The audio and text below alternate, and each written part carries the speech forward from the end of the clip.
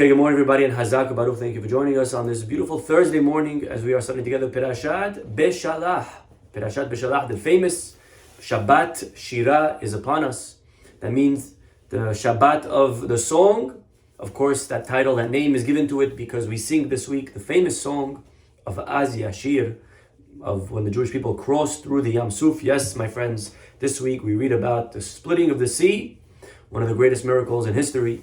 And the people, as they cross through the sea, they sing Yam Suf. So this week is called the Shabbat of singing, Shabbat Shira. It's a beautiful Shabbat. We have a lot to talk about. And let's see how much we can get through in today's class.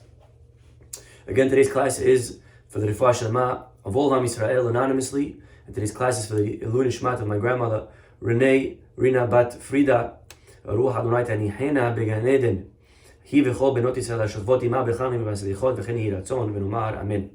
My friends, Perashat Beshalah means to send away.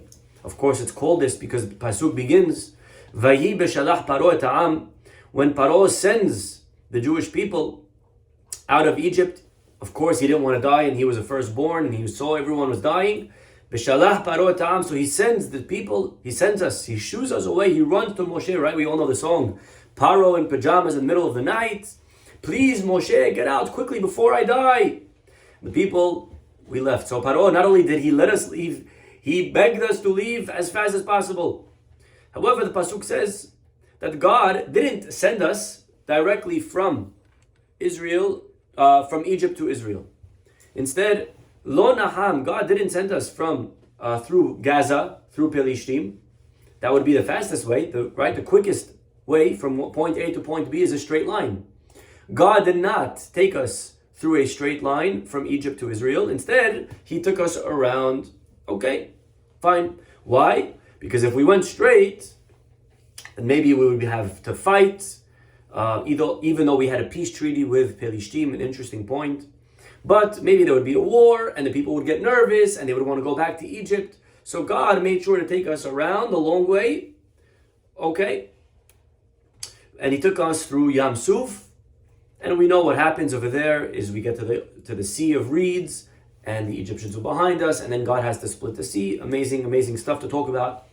Of course, this year we're trying to do a little bit of the insights of Rabbeinu Bahye, and he begins every parasha with a beautiful pasuk from which book? Who remembers? Baruch atah Adonai Eloheinu melech haolam she'hakol niyeh.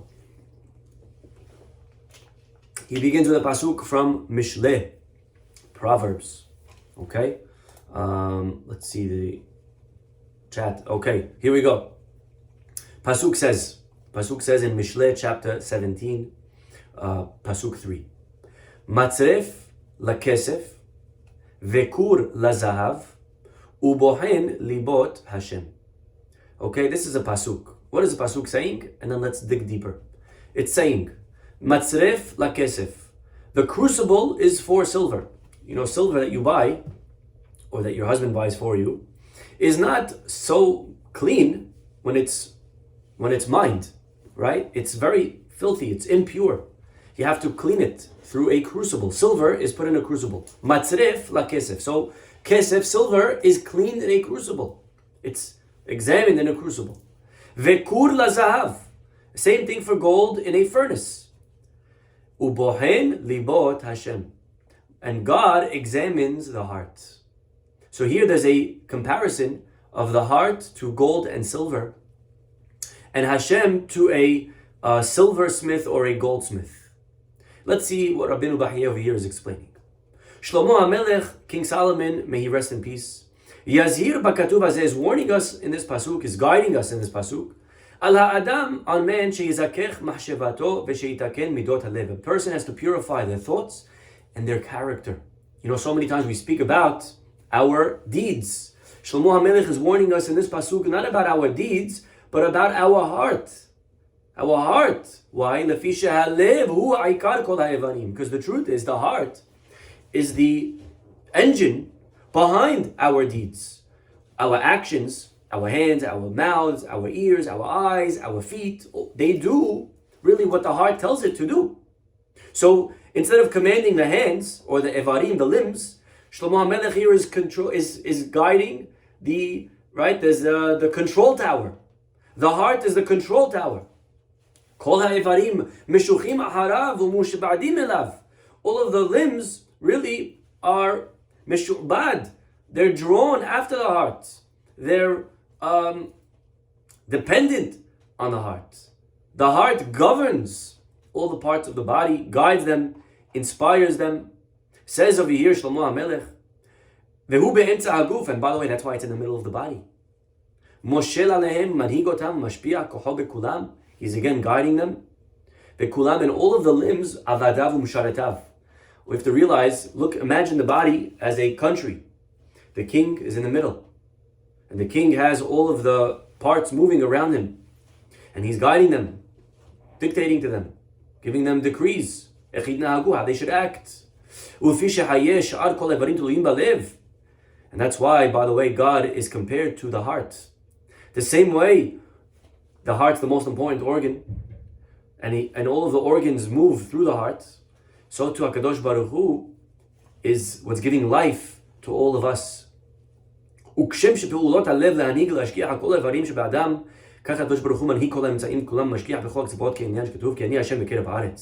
God, like the heart, knows He's pumping energy. You ever thought about this? The heart gives energy and life to all of the body.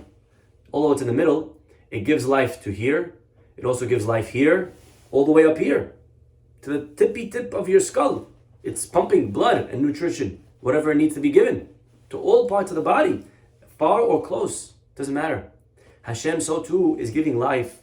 God is guiding, closest and the furthest, biggest and the smallest.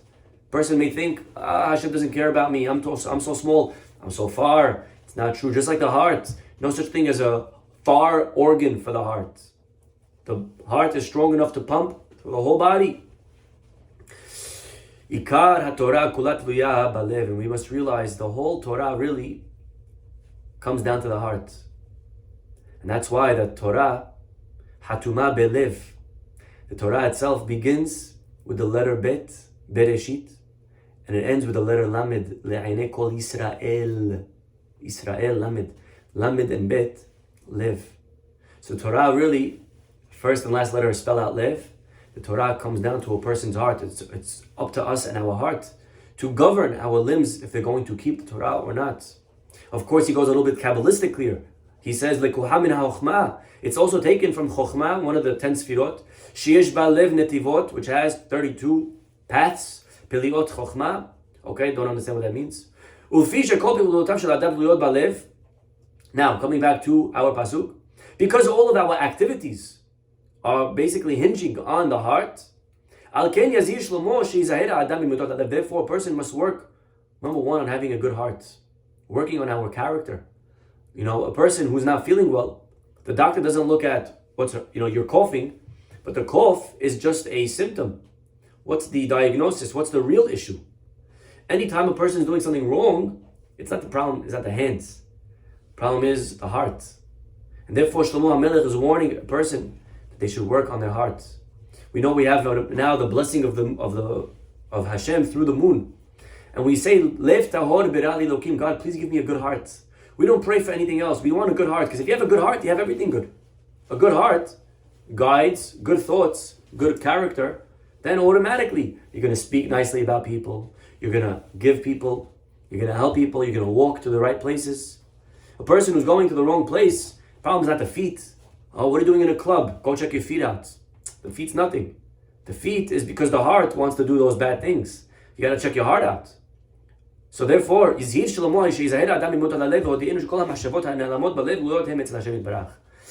over here something very deep. He's saying that any thought going on in the lev, any ideas in the heart, as hidden as they may be, you should know that Hashem knows what we're thinking. Hashem knows what's going on in our hearts. God is able to test which heart is pure, which heart is impure. And that's what the pasuk is saying. Just like silver goes through a crucible, and just like gold goes through a furnace, the heart goes through the test of Hashem. Meaning, Just like a silversmith needs to test, is the silver pure? He tests it in a crucible. And the same thing with gold in a furnace. He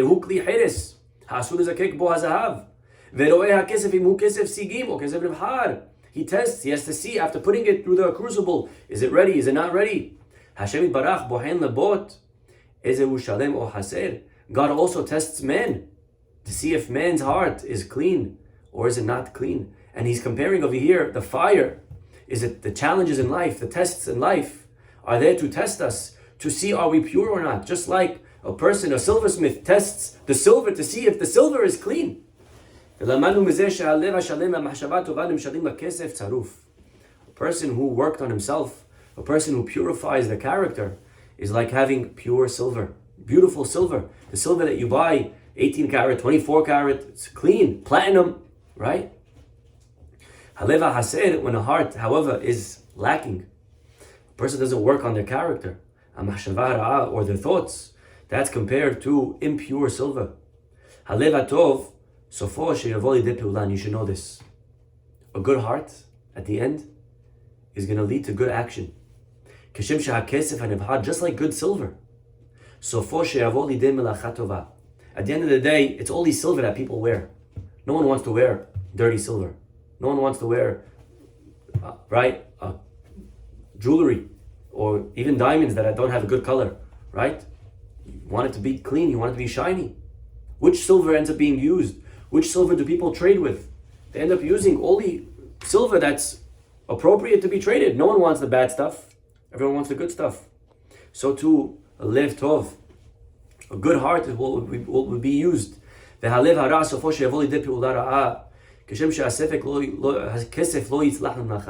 So too, a heart which is bad, impure, no one's going to want it. No one's going to use it. That's one idea, first of all, that he says over here. I know we're going a little bit fast today because we have a lot of thoughts to cover. But let's keep going. Also, a further idea over here. He says, also, it's alluding to the day of judgment, on the big day, at the end of a person's life, or at the end of the 6,000 years, different opinions how to understand the whole concept over here. But the Tehiyat HaMetim, and he says that what the Pasuk in here is alluding to is actually the day of resurrection. And it's talking specifically to the middle. We know that there's three categories. There's the righteous fully, there's the wicked fully, and there's the middle. And what does that mean, middle? 50-50 people, right? Most people in the world aren't fully bad and they're not fully good. They have both. We struggle and we have great things and we have things that we're embarrassed about. We're the Benoniim, right? That's majority people. Now you need to know, he says over here, if amongst the 50-50 folk, we don't have severe sins, there's a list of sins that put us in a special category that are very bad sins, like denying certain tenets of our faith, or not putting tefillin on purpose because we don't believe in it. If a person doesn't put tefillin on, they're called Posh'ei Yisrael begufan, the negligent in a certain area of their goof, and such a person doesn't merit resurrection. Okay, again, complicated idea, but as long as a person, the women are very happy with this one, right? Because they don't have to put tefillin. As long as a person is not under one of these categories of heretics, then even though they're 50-50, they become tzaddikim gmurim. They're tilted, God tilts the scale out of his kindness to tzaddik. Because like that's what Bet Hillel says, Verav Hesed, God will tilt the scale to Chesed. So even if you're 50-50, it's okay. If God forbid a person has though, in his 50-50, a sin that's a heresy, or like we said, neglecting to put tefillin on purpose because he doesn't believe in it, then they must go through the fire of Gehenna. And that's what it means. That's what it means, that God puts the person through the crucible. That means, like it says in Zechariah, God will bring the third group, that's the middle. God is going to put them through the fires of Gehenna just like the silver is put through the fire. So again, he's giving us over here two interpretations of how to understand this pasuk. Umilat kur ta'id ala ish. Now you need to know that the word kur, furnace, is alluding to the fact that there's a fire. And Gehenam is alluded to makom hamishpat lakur shehu kliyat hatacha. Gehenam, like the furnace, is the place of where a person is going to need to go through a cleanse. Vezehu matzref hakesef vekul hazahav. And it's talking about the Benoniim, it's talking about the middle. Because obviously, the Tzaddik Amur doesn't need to be tested. You don't have to analyze. And the Rasha Amur doesn't need to be analyzed either. In Bahim Sorah Behina. It's clear. Now, okay, let's skip the next line, just a little bit repetitive.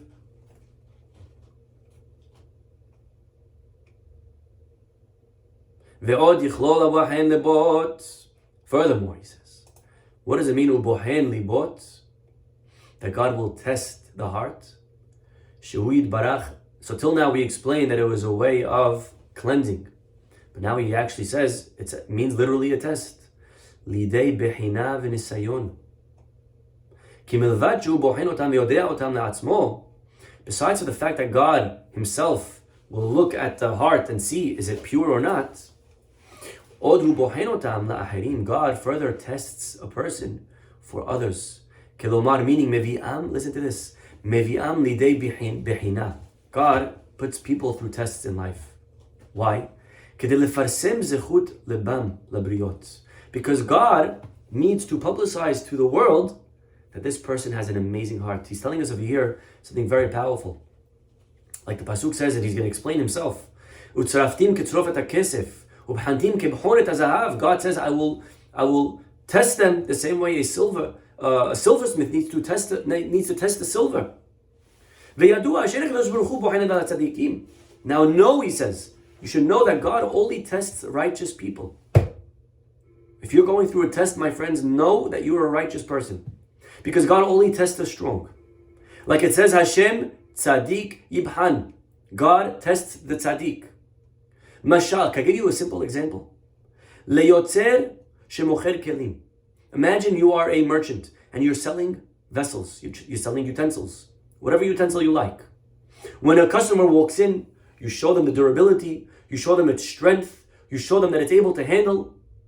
Which utensil will you show them? Which utensil will you take to hit and say, look how strong this piece of glass is. Nothing breaks it.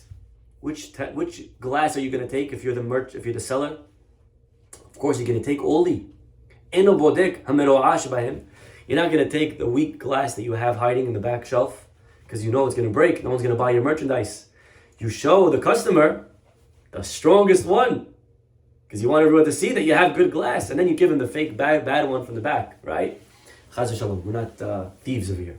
But this is what every merchant does. They show the customer only the best of the best.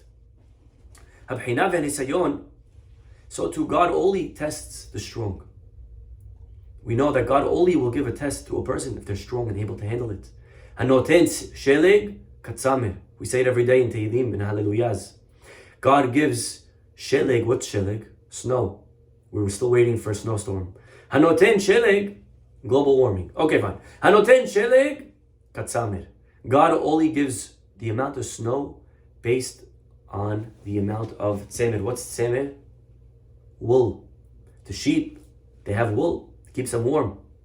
God only gives snow relative to the amount of wool that the sheep has. In other words, God only gives the sheep a test, a winter, a cold that it can handle. Hashem only gives us tests that we can handle. If we're being tested, it means that God tested you. God looked into you. Just like a silversmith looked into the silver, and he knows that this silver can handle this fire. God knows that we can handle this test. And this test can elevate us to a level that we are going to expose and reveal levels within us that we never knew existed. Now, of course, sometimes a person could break, but that's not because they were destined to break. God knew that the test, we could handle it. If we break, maybe a person didn't think they were strong enough, but we need to know that we are strong enough and we don't need to break. In adversity, some people break and others break records. We have to realize that. And Hashem will only give us a test that we can handle. Now he says, you should know, my friends, that God doesn't test us for His sake. Think about it. Why does God test you? Hashem gives person challenges. Maybe it's sickness, maybe it's suffering, maybe it's financial, maybe it's relationship. Why is Hashem testing? Does He not know my faith? Does He not know if I will do it or not? God's not testing for him. God knows the heart. God knows if you can pass or not. It means if God could see the pits of the earth, if He could see what's under the earth, you don't think God could see your heart? Of course He could see what we're thinking and if we could pass or not. However,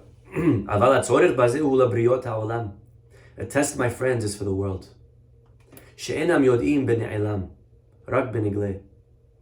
When a person is not tested, imagine a life without tests. You wouldn't really know who is righteous, who isn't, who has faith, who doesn't. Because deep down, everyone could look like they have faith. But when do we know?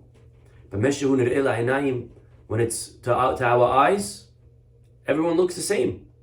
Like the pasuk says in Shmuel, Ki ha'adam yireh la'einayim. We only see with our eyes. V'Hashem yireh la'levav. God sees the heart.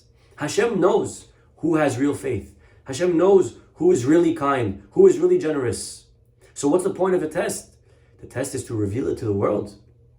When God tests the righteous, and then you're able to take your potential and make it a reality, actualize it. Until the test, your righteousness is only theoretical. It's only inside on the potential. But when we pass a test, it becomes actual. Then a person who passes the test displays for everybody what he's capable of. And it's Kiddush Shem Shamayim. And God's name is elevated. When the world sees what this person is able to accomplish, it raises the bar for them as well. They get chizuk. When you see a righteous person, you say, you know what? Maybe I could also shut my mouth next time I'm embarrassed. If this is what they did, I could do the same. Maybe next time I also won't take revenge. Maybe next time I also won't X, Y, and Z. I won't do those things. This is what it means. When God tested Avraham Avinu, God knew that Abraham's going to pass. You don't mean God knew the future? God knows that Abraham was ready to sacrifice his son. So why did God why did God test him at all? Answer. When we read about the Akedah, we are aware of what man is capable of the sacrifice that we're able to go through for Hashem, for the love of Hashem. If God never tested Abraham, so God, we wouldn't have that example to witness. We wouldn't have that example to live up to. God would have it, but it doesn't help God, and we need it for ourselves. Now we see, wow, this is what Abraham did. I have that in me. I'm able to become that. I'm able to live up to my to my test. I'm able to sacrifice as well certain things in my life. If I have Abraham's blood running through my veins, the test is not for God. This is what the pasuk means when it says right after the Akedah, Ki ata yadati ki yireh Elohim ata. Right after the Akedah, God says, now I know that you're God-fearing. What does that mean? Now I know that you're God-fearing. God didn't know that Abraham was God-fearing all along?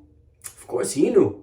But he says the meaning is, now, noda lakol ki yireh Elohim ata. Not I know that you're God-fearing, but now everyone else will know. Yadati, meaning I'll make known to them. Now it's known, not to me, now it's known in general.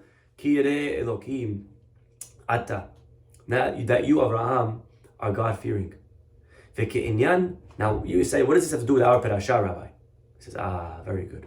Look at this. This is the same as the Jewish people. When we left Egypt. All of the miracles, the splitting of the sea, the man, the manna, the man. You should know that the miracles in the desert were to test our hearts. Really were a form of testing us, just like the Yam Suf. What was the test in the Yam Suf? Look at this. I didn't know this, but according to him, look what happened. Lo nikra hayam lahem beyahad. The sea did not split in one shot. It wasn't in one shot, it split from the beginning till the end. There was no long path from beginning to end. You should know, he says, the way the sea split was every inch at a time. They took a step, it split. Took another step, it split. That means when you were walking, right in front of you, there was water. I'm not sure how it worked for the guy in the second row. But I don't know. But the guy in the front row, maybe everyone had their own front row. I don't know, right? It's a miracle time, so miracles could happen anyways. But either way, the sea only split inch at a time. Every step you took, it split more. It wasn't one long path from beginning to end. And this was a big test, because every step they take is another miracle, is another faith, is another leap of faith. I don't know if it's going to split. Maybe right now I'm walking into water. Maybe I'm going to walk into water. Maybe I'm going to walk into water. Maybe I'm going to walk into water. Maybe I'm going to walk into water. The screen didn't freeze, don't worry. I'm still here. But my point is, maybe they're going to walk into water every single step. Okay? Why? This is testing their faith. Okay. Now, he says this is true with the sea. But there's another test. Same thing with the man. How often did the man come? How often? Not once a year, not once a week. Every day. It didn't come down 1 month's supply. You get a paycheck for the whole month. That's not how it worked. Every day man came down. Why? Why did God do it in this manner? Okay? You get it? Manner, fine. Why did God do it in this manner? God was trying to get them used to having faith. Bitahon. When you have food for a year, you don't need bitahon. You have food for a year. There's no bitahon over there. But now, every day they have to look up. To train them. Muscle memory, faith. Every morning they woke up. They looked into the pantry. Guess what? They didn't need a pantry. They didn't need a fridge. They didn't need a kitchen. They had no kitchen. Can you imagine a house with no kitchen? You don't need a kitchen. What do you need a kitchen for? There's no food to put in the kitchen. You need food. You woke up in the morning. You got your food. You brought it in. They had Uber Eats, right? Uber Eats every single day, straight from heaven. But it was every day. Why? Why every day? Not once a year, once a month. Because every day I have to wake up and I have to say, oh no, is there going to be food? I need to have faith. And I would open my door, unsure. Oh, Baruch Hashem, there's food. Okay, you go to sleep that night. You don't know if there's going to be food tomorrow. But you train yourself. Don't worry, kids. I promise, Hashem's going to provide for us. And you train yourself. No different than a salesman who has money for the day and he goes to work. He doesn't know if he's going to make a sale. Very scary if you're a salesman. If you don't make a sale, you don't have food. You need a lot of more faith to be a salesman than you need to be a professional that gets a steady paycheck. A professional, think about it. A professional has income. Whether or not, I'm making money today. I have my money set for the month. When a person's a salesman, you need a lot more faith. Real estate, right? Just like a Jets fan, you need a lot of faith that the Jets are going to win, right? You need a lot of emunah. That's why Mets fans are big believers, right? They have a lot of emunah, right? You know what NY stands for the Mets? Next year, right? Okay, fine. Now, וכן, כששלח פרעה לישראל, הוליכם על השם יתברך דרך המדבר. That's why when we left the desert, Hashem sent us through. When we left Egypt, God sent us through the desert. Why? Hakol haya lenasotam, to test us, to strengthen us, like the silver is strengthened, right? In the crucible. When we're going out with our kids, we're going out with our wives to a wilderness of snakes and scorpions. God could have taken us through a city, through a regular town, where there's air conditioning and there's roads and highways. But God took us through a desert. He wanted us to learn to become more strong in our faith, in our emunah. Now, this is all how the pasuk begins. Vayi Beshalah Paro et ha'am. And that's why when Paro sent us, God didn't take us directly through Gaza. He took us through a desert. If we go straight into Israel, there's no testing us. There's no strengthening us. He had to take us the long way, because that is the way that God was able to give us the fortitude that we needed to build our faith, to build our character. Okay. Now, there is another Rabbeinu Hananel, another Rabbeinu Bahi here. Look what he says.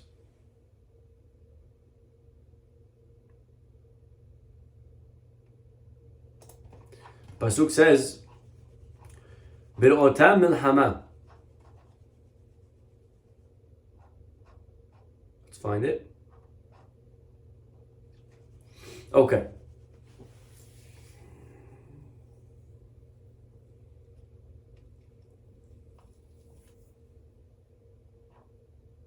Katav Rabbeinu Hananel. He now quotes Rabbeinu Hananel, and he says as follows. Sheholicham derech hamidbar lesiba ahirit. He says there's another reason why God took us through the wilderness.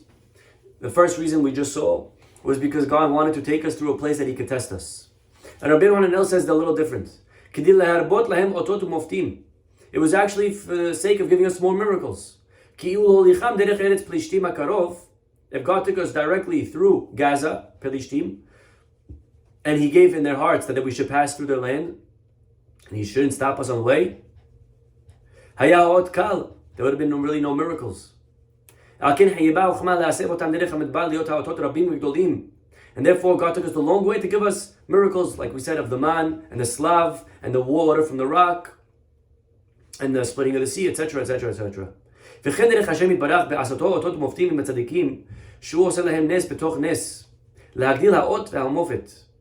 should know in general that God, when He does miracles, He does miracles within miracles. He could have taken us straight through fast way, but Hashem does miracles within miracles. He could have allowed the fire that Mishael and Azariah were thrown into to become extinguished, but Hashem let the fire stay on to make the miracle even greater. ועדיין, you should know, כי כל ענייני ישראל ומקראיהם במדבר, הכל היה ניסיון גמור, כדי שיגדלו נפשם השכלית במדרגות הביטחון.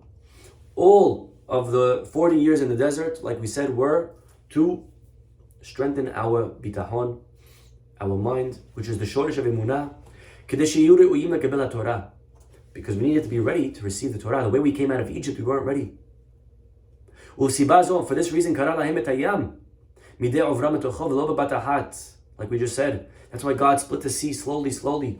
Every step was another lesson of emunah. We're strengthening more our faith, more our bitachon. Instead of doing it in one shot, if it's one shot miracle, then okay, the testing ground is finished. But all of it was done slowly, slowly, so that we could become stronger and ready to receive the Torah. Now he says over here something interesting.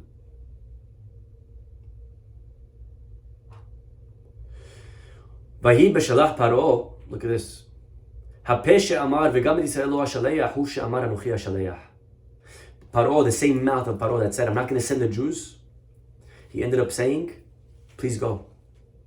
Anochi hashaleach etchem v'tapechem. And he says over here, umascharo, you should know that because Paro ended up sending us, the pasuk is very interesting. It says Beshalah Paro. What does it mean Beshalah Paro? Paro sent us? God sent us. What do you mean Paro sent us? Paro didn't send nothing. He says over here,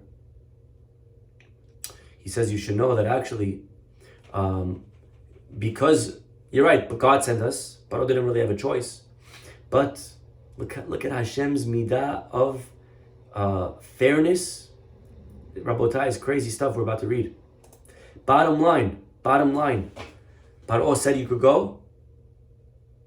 He got a reward. Umascharo, what was his reward? Natan lahem kevura. He was rewarded with burial. Shneimar natita yiminecha tiblaemu aretz. When the Egyptians drowned, God allowed them to get a burial in the ground as a reward. Crazy. What do you mean a reward? For letting us go. You hit them with makkah after makkah. You're right. But at the end, they said, go. God says, I have to reward that action, and they get something for it. They're not going to go to Olam Haba. Maybe they're not tzaddikim, but they need to get something. It's a wild concept. And look at this, he says something similar a few psukim later. Let's fast forward to chapter 14, pasuk 14. When they were by the sea, pasuk says, Hashem yilahem lachem. Moshe says to the Jewish people, God will fight for you. He says, Yadua ki midat hadin hi nachemet v'merchebet yam. You should know that fighting is an attribute. We know God has kindness and God has judgment. Fighting, destroying the Egyptians, drying out the sea, all of that is coming from the midah of justice, fighting. So why does it say Hashem, God's name of kindness? Yud Kei Vav Kei. It should have said Elokim yilachem lachem. Mashi Hiskir Hashem miyuhad. The reason it says the name of kindness is to tell you, Ki gam banes ha'atzum hazeh. Even as God is punishing and God is destroying, Hayta midat rahamim. There was still mixed in, sprinkled in, the midah of kindness. And where do you see that? Even though God destroyed them, no one survived. But God's name of Yud Kei Vav Kei is used. Why? Like we said just now, because there was burial that they merited. Like we find in the pasuk, Natita yeminecha tiblaem ha'aretz. You extended your right hand for the ground to devour them. And we know right is always chesed. Hayamin hi midat ha'chesed. Right? We know right is chesed and the left is din. And you see that God uses his right hand to drown them. What does it mean he uses his right hand? The right hand is kindness. The answer is yes, to drown them. But there was an element of kindness by giving them a burial. Amazing to see how even in the time that God is punishing somebody, but every single act is calculated within the punishment. And Yosef HaTzadik, as an example, he was being sold to Egypt. Yosef had to go through this fire. Yosef had to go through a test. Yosef had to be, and again, I don't like to use the word punished. It's never a punishment. It's always a challenge. It's always a test to raise us from plateau to plateau, from level to level. But even as God was punishing or testing Yosef when he was going down to Egypt, but still, what were the caravans carrying? Our rabbis tell us. The caravans were carrying most beautiful spices. Instead of carrying foul odors, gasoline, tar, they were carrying beautiful scents, aromas, because Yosef didn't deserve to smell a smelly camel as he was going down to Egypt. And God is so accurate in his calculations of his testing us. Whatever we deserve, we'll get. Whatever we don't, we won't. And even as he's punishing Egypt and drowning them, but they deserve a burial. A burial they will get. And God is exact to the T. Yeah? Imagine a guy is being taken to death row to be executed. And as he's going out there, he's a little bit uncomfortable in the shirt that he's wearing. Sir, could you please, give me some Under Armour? My armpits smell. No one cares. I'm about to die. No one's calculating those details. But Hashem's calculating every detail. And also in the future, Gog u'Magog, in the battle of Gog. Ein Safek, it's talking about Din. There's going to be death. But it uses Ve'atzah Hashem, uses God's name of Hashem. Afapiken, and nonetheless, Matzinu Sham Shituf Rahamim, because why? There's going to be sprinkled in kindness. They're going to also merit a kebura, like the pasuk says in Yehezkel, B'yamahu eten legog makom sham kever. On that day, I'll give them a place to be buried. Be'ora dirash Hashem ilahem lachem, ki kevan shemar'u makah bechorot. And why is God the one fighting? He says, and this is just to wrap up this piece for today, and then I think we'll end. Why is God the one doing the battle for us at Yam Suf? He says, because God was the one that took us out of Egypt. If the Egyptians are chasing us after we left, who are they really chasing? He says, they're really chasing God. So this is not a battle against us. This is a battle against him. And therefore, Moshe says, you guys stay quiet, and God will fight, because it's really his battle anyways. Or, atenta harishun, you guys stay quiet, because really you deserve to be there. You deserve to die also. Shelo yahafoch midat hadin alechem, lefi shehayitem chotim The Jewish people, when we left Yamsu, when we left Egypt, we were just as guilty as the Egyptians. We were filled with idolatry. We were filled with bad deeds. And therefore, Moshe says, don't you dare pray to God to punish them. You think you're righteous? You think you're worthy? You think you have merit? Gemara says, my friends, and that there's a lesson that we take from today, it's maybe this actually. A lot of times we're going through a struggle with somebody. And what do we say? Okay. Let God judge between us. Right? I hope Hashem's watching. I know Hashem's watching. A person should be very careful not to bring down deen on a person. Because once we play the judge card, say, all right, God, please come down and judge us. God's going to first actually look at us and see if we're worthy. Yeah, you want me to judge? No problem, I'll judge. I'm going to begin with you. And God judges us, and sometimes we're not so worthy either. Sometimes we don't want the books open on us. If we don't want the books open on us, we should never ask God to open them on others. And therefore Moshe says to the Jewish people, shh, taharishun, quiet. Don't turn around as the Egyptians are chasing you. Don't say, God, please punish them. Because when you do that, God's going to first look at you, and you have nothing in yourself to be proud about. The famous line, Mum shebecha al tomar b'havircha. If we have a blemish, we shouldn't point it out in others. That's why a lot of times, maybe that's why we're always jumping to make fun of other people. Because deep down we know that there's things about us that are very nasty, and we want to take the spotlight away from us, and we want to shine it on others, and that we like to knock and roast. And this way, if everyone's just laughing at them, I could escape without people laughing at me. We have to be very careful. Moshe says, don't do that. Don't do that.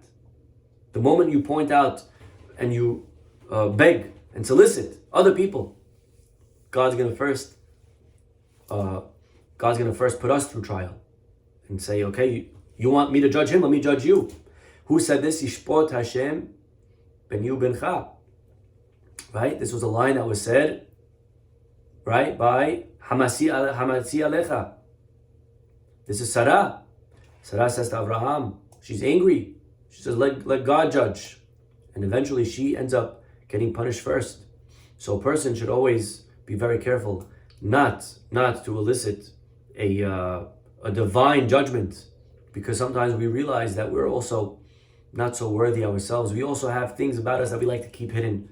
And if we make mistakes, and maybe we need to be forgiving when other people make mistakes. So I think we saw today a lot of very valuable lessons in this amazing Rabbeinu Bahye, the idea of, again, cleansing our heart, remembering that the heart is the engine, the king governing the whole body, understanding that Hashem tests us to purify the heart, to remove the impurities, just like a silversmith will put a silver through a fire to bring out the most beautiful piece of silver. So too Hashem tests us in life to bring out the best in us. And not only that, but the test is not for God. God knows who we are and what we're capable of. The test is really for other people. And Hashem, again, we saw that Hashem judges everybody exactly, fairly. And the reason we left Egypt and we went a long way was that Hashem was strengthening our bitahon one at a time. And finally we saw that a person in life should be very careful when it comes to invoking judgment on other people, because that could also backfire on ourselves. Okay, so these are the different lessons that we saw. Very powerful pieces of here. Again, each one could be its own class. But this is Rabbeinu Bahye, and this is what we're studying. We'll stop over here, everybody. Have a wonderful, wonderful day. God willing, we'll see you all tomorrow. Bye-bye.